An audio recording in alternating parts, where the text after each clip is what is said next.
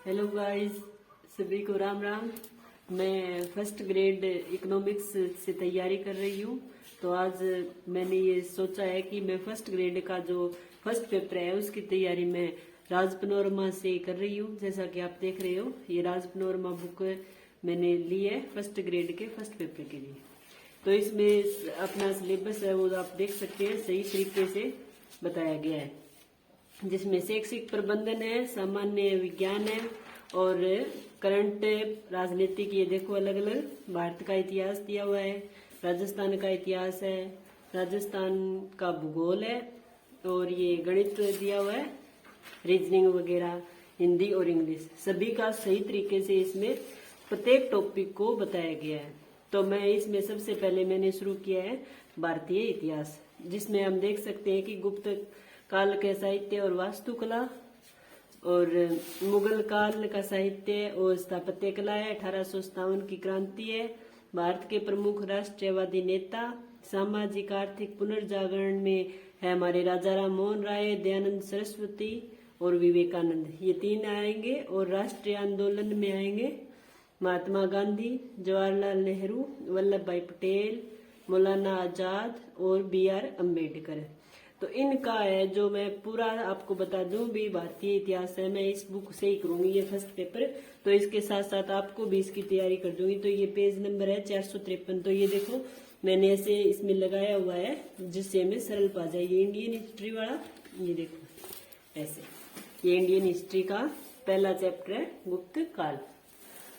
तो गुप्त काल में हमें ये करेंगे। इसके लिए मैंने ना ये आप एक लाइन टू लाइन में आपको करवाऊंगी और मैं खुद भी करूंगी। तो देखना, गुप्त काल का हम करेंगे फर्स्ट टॉपिक। तो इसमें सबसे पहले दिया हुआ है कि अभिलेखीय साक्ष्यों के आधार पर गुप्तों के आदि पुरुष का नाम श्री गुप्त है। तो हम अपना कीवर्ड लिख लेंगे भाई, आदि पुरुष किसे कहा गया है? श्री गुप्त को। तो ऐसे आप भी है ना नोट्स बनाते रहना साथ में, ताकि आपको बार बार रिवीजन है वो सरल हो जाए। तो इसमें ये लाइन हो गया। और इसके उत्तराधिकारी व पुत्र कौन है? घटोत्कच। तो यहाँ पर हम क्या लिखेंगे? घटोत्कच। तो हम ऐसे घटोत्कच। तो आपको याद रहेगा भी श्रीगुप्त है वो तो क्या है? आदि पुरुष हो गया, और घटोत्कच है वो इसका पुत्र और उत्तराधिकारी हो गया। परंतु गुप्त वंशावली में सबसे पहला शासक चंद्रगुप्त प्रथम मिलता है। तो सबसे पहला शासक क्या लिखोगे? इसमें अगला कीवर्ड होगा हमारा चंद्रगुप्त प्रथम।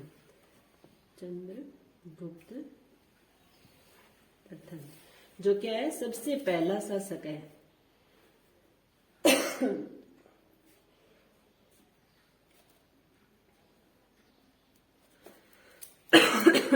और चंद्रगुप्त प्रथम को आगे कहा गया कि उसे महाराजाधिराज की उपाधि मिली।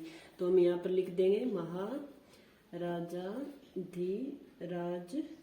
की उपाधि, ठीक है ना। अब आगे आ गया चंद्रगुप्त का कार्यकाल लिख देंगे, वो है 319 से 335, ठीक है।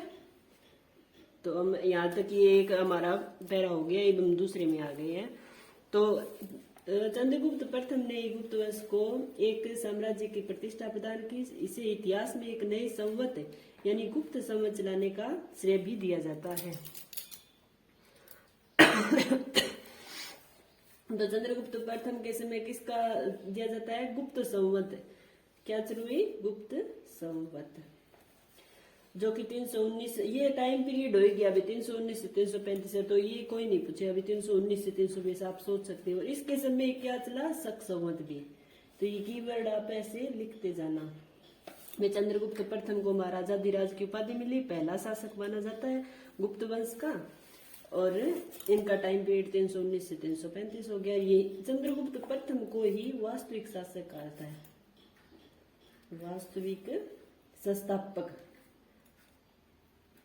गुप्त वंश का वास्तविक संस्थापक किसे माना जाता है? चंद्रगुप्त प्रथम को। गुप्त वंश के शासक चंद्रगुप्त प्रथम ने लिच्छवियों के सहयोग से तथा समर्थन प्राप्त करने के लिए उनकी राजकुमारी कुमार देवी के साथ अपना विवाह किया। तो एक ये कीवर्ड भी लिख लियो भी, लिच्छवियों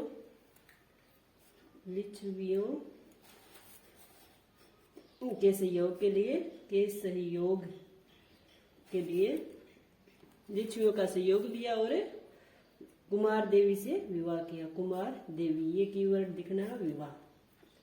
ठीक है, तो इन्हें समुद्रगुप्त के प्रयाग अभिलेख में उसे लिच्छवी दोहित्र यानी लिच्छवी कन्या से उत्पन्न भी बताया गया है। तो ये आपको कीवर्ड हो गए, लिच्छवियों का सहयोग से करने के लिए किससे विवाह किया? कुमार देवी से विवाह किया, और इसलिए उन्हें क्या उपाधि मिली? लिच्छवी दोहित्र यानी लिच्छवियों से उत्पन्न, लिच्छवी दोहित्र कहा गया। तो ये आपको याद रखना है, ऐसे कर लेना, ठीक है।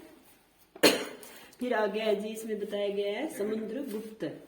समुद्रगुप्त पराक्रम यानी समुद्रगुप्त का फिर इसमें दिया गया पराक्रमांक 335 और 375 के सामरिक विजयों का विवरण है वो हरिशेन के प्रशस्ति काव्य प्रयाग प्रशस्ति मिलता है। समुद्रगुप्त का कार्यकाल लिख लेंगे हम 335 से 375। और समुद्रगुप्त एक पराक्रमी यानी महान राजा थे, तो उनकी जो विजयों का विवरण है वो किसमें लिखता है? तो समुद्रगुप्त से संबंधित क्या है?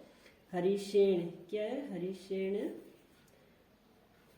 हरिशेन के प्रशस्ति काव्य में उनकी विजयों का वर्णन है, प्रशस्ति काव्य में।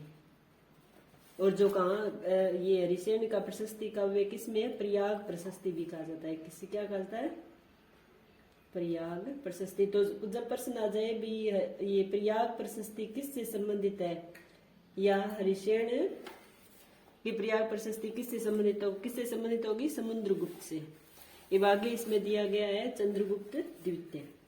और आप जानते हैं सभी भी चंद्रगुप्त द्वितीय को विक्रमादित्य की उपाधि प्राप्त थी। चंद्रगुप्त द्वितीय को क्या कहा जाता है? विक्रमादित्य कहा जाता है। और इनका टाइम पीरियड हो गया 375 तक हो गया। तो बीच में और कमजोर शासक हुए होंगे, उनका उल्लेख इस बुक में नहीं हुआ है, ये देख लो डायरेक्ट। फिर चंद्रगुप्त द्वितीय है जिनका कार्यकाल है 380 से 412 ईस्वी को। समुद्रगुप्त ने उस चंद्रगुप्त द्वितीय विक्रमादित्य को समुद्रगुप्त ने स्वयं उसे अपना उत्तराधिकारी चुना। तो इसके बाद में है समुद्रगुप्त, तो इसका उत्तराधिकारी ही होगा ये, ठीक है। जन अनुश्रुतियों के अनुसार चंद्रगुप्त द्वितीय दरबार में 9 विद्वानों की एक मंडली निवास करती थी जिसे नवरत्न कहा जाता था। तो कीवर्ड लिखना है, लेना है भी चंद्रगुप्त द्वितीय के दरबार में नवरत्न। नवरत्न किसके दरबार में थे? चंद्रगुप्त। ये पता है भी आपको नवरत्न है वे 9 विद्वान थे, ठीक है। उनमें उनके नाम भी आपको विशेष ध्यान रखने जो इसमें दिए हुए हैं। भी कालिदास, ऐसे लिख लेना है, कालिदास, धन्वंतरी,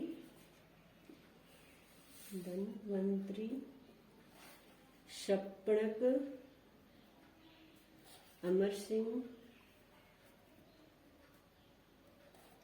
शंकु, वेताल भट्ट, घटकर पर, वराहमिहिर, वररुचि, ठीक है। ये 9 हो गए, 1 2 3 4 5 6 7 8 9, ठीक है। इनके नाम आपको विशेष तौर पे ध्यान रखना है। 9 विद्वान नवरत्न कहा जाता है इन्हें। और ये चंद्रगुप्त देख लेना, एक बार फिर दोहराता है। आदि पुरुष से कौन से कहा जाता है? गुप्त वंश का श्री गुप्त को कहा जाता है। और इनका उत्तराधिकारी और पुत्र घटोत्कच हो गया। और इनके बाद आता है चंद्रगुप्त प्रथम, जिसे गुप्त वंश का वास्तविक संस्थापक कहा जाता है और गुप्त वंश का सबसे पहला शासक भी कहा जाता है। और इन्हें महाराजा धीराज की उपाधि भी प्राप्त हुई है। और इनके समय में ही गुप्त संवत और शक संवत चले। और इनका कार्यकाल है चंद्रगुप्त प्रथम का 319 से 335। और इसने ही आगे लिच्छवियों के सहयोग प्राप्त करने के लिए किससे विवाह किया? कुमार देवी से विवाह किया, जिसे इन्हें कहा क्या कहा गया? लिच्छवी दोहित्री गिरा, ठीक है। ये उपाधि दी गई, लिच्छवी दोहित्री। फिर हमारा आ गया समुद्रगुप्त, और इनका कार्यकाल है 335 से 375। और इनके विजयों का वर्णन वो किसमें है? हरिशेन की प्रशस्ति काव्य में, जिसे प्रयाग प्रशस्ति भी कहते हैं। और इनका उत्तराधिकारी फिर चंद्रगुप्त द्वितीय आ गया, जिन्हें विक्रमादित्य की उपाधि प्राप्त हुई है, हमें विक्रमादित्य भी कहते हैं। इनका कार्यकाल है 380 से 412। इनके दरबार में नवरत्न थे, और उन नवरत्नों में कालिदास, धनवंतरी, शपणक, अमर सिंह, शंकु, वेताल, वररुचि, और ब्राह्महीर घटक पर था। ठीक है, आगे है जी चंद्रगुप्त द्वितीय के उपरांत कौन बने? कुमार गुप्त प्रथम। आगे हमारा आ गया कुमार गुप्त प्रथम, जिसे महेंद्रादित्य भी कहा गया। इनकी उपाधि क्या थी? महेंद्रा, इनकी उपाधि थी महेंद्रादित्य, और इनका कार्यकाल है 415 से 454। ठीक है, चंद्रगुप्त द्वितीय के बाद कौन आया? कुमारगुप्त फर्स्ट, जिनकी उपाधि है महेंद्रादित्य। ठीक है, उपाधि महेंद्रादित्य, कार्यकाल 415 से 454। इनके समय ध्यान रखना है भी कुमारगुप्त के ही शासनकाल में नालंदा विश्वविद्यालय की स्थापना हुई। किसकी हुई? नालंदा विश्वविद्यालय। और ये प्रश्न है वो कई बार एग्जाम में पूछा भी गया है, विद्यालय। ठीक है, कुमारगुप्त प्रथम के समय, ये फर्स्ट ध्यान रखना है, कुमारगुप्त फर्स्ट के समय नालंदा विश्वविद्यालय की स्थापना हुई। और इस विश्वविद्यालय को आज क्या कहते हैं? ऑक्सफोर्ड ऑफ महायान बौद्ध। क्या कहा जाता है इसे आज? ऑक्सफोर्ड ऑफ महायान बौद्ध कहा जाता है। ठीक है, आगे आ जाता है कुमारगुप्त के बाद हमारा फिर एक और इन्होंने दिया है गुप्त, सकंद गुप्त। क्या नाम है? सकंद गुप्त। और जिसे क्या कहा जाता है? सक्रादित्य भी कहा जाता है। सकंद गुप्त को क्या कहा जाता है? सक्रादित्य। और इनका कार्यकाल है जी 455 से 467 ईस्वी। ओके, के समय। और इन सकंद गुप्त यानी सक्रादित्य के समय चक्रपारित द्वारा सुदर्शन झील का निर्माण हुआ। यानी चक्रों, आप हम याद रख लेंगे क्या कि चक्रपारित द्वारा सुदर्शन झील का निर्माण हुआ। चक्र शक्कर, ठीक है, ये कीवर्ड थोड़ा मैच हो रहा है। अभी चक्रपारित के द्वारा, यानी सक्रादित्य उपाधि होगी सकंद गुप्त की, और चक्रपारित के द्वारा, चक्रपारित द्वारा सुदर्शन झील का निर्माण। ये हमसे पूछ ले सुदर्शन झील का निर्माण किसके द्वारा हुआ? तो चक्रपारित के द्वारा। और किसके समय हुआ? तो सकंद गुप्त के समय के द्वारा सुदर्शन झील का निर्माण।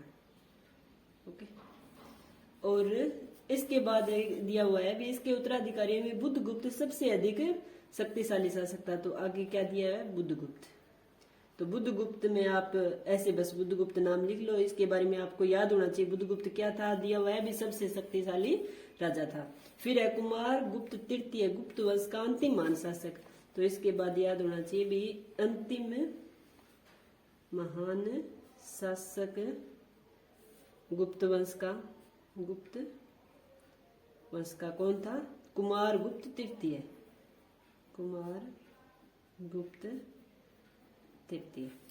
ठीक है, आगे काच, पुरुगुप्त, भानुगुप्त और बुद्धगुप्त दिए हुए हैं। ये हो गया हमारा। देखो इस बुक में थोड़ा ही दिया हुआ है, इतना याद हो जाए तो काफी। आगे हमें गुप्त कालीन स्थापत्य कला और उनके बारे में दिया हुआ है इस बुक में। ये देखो मंदिर निर्माण, गुफा, बौद्ध धर्म, और ये हम एक एक करके हमारी सारी बुक है वो धीरे धीरे करके, और हम फर्स्ट पेपर के आगे ये देखो ऑब्जेक्टिव क्वेश्चन भी दिए हुए हैं, वो भी हम करेंगे। और हम धीरे धीरे ये पूरी पनोरमा की आप मेरे साथ तैयारी कर सकते हैं। ये करने के बाद आपको इस पूरे चैप्टर की यानी गुप्त काल की आपको मैं पीडीएफ भी उपलब्ध करवा दूंगी, यदि कोई भी देखना चाहता है तो। इस प्रकार हम गुप्त काल कर लेंगे, फिर आपको पीडीएफ मिल जाएगी, और फिर हम मुगल काल, और धीरे धीरे करके इस राज पनोरमा की बुक आप मेरे साथ फर्स्ट ग्रेड के फर्स्ट पेपर की तैयारी कर सकते हैं। ओके, धन्यवाद, और देखने के लिए आपका बहुत बहुत धन्यवाद। Thank you.